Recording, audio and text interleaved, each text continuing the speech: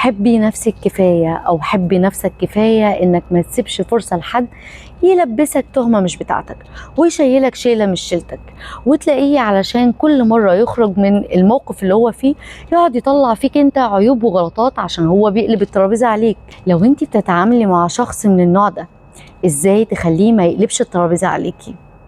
الحاجة الأولانية، حطي حدود للموضوع اللي انتوا بتتكلموا فيه، ما يخرجش بره، ما تخليهوش يخرج بره الموضوع الاساسي.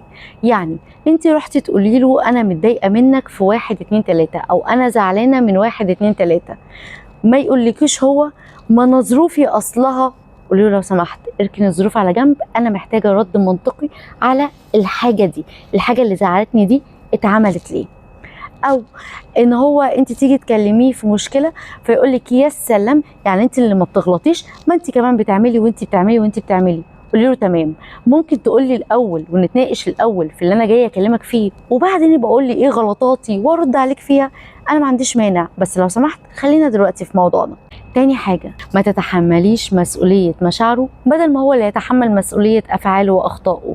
لما يكون مضايقك في حاجة ويجي يقولك ما أصل ظروفي وتعبان، تمام يا باشا، أنا بقدر كل ظروفك وبقدر تعبك، لو سمحت اختار وقت مناسب نتكلم فيه في اللي أنا عايزة أتكلم فيه.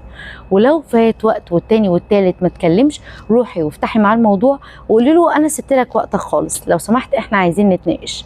لو رجع قرر لك تاني وقال لك ظروفي ومش ظروفي، قولي له تمام، وانا فين من حياتك، انا فين من ظروفك.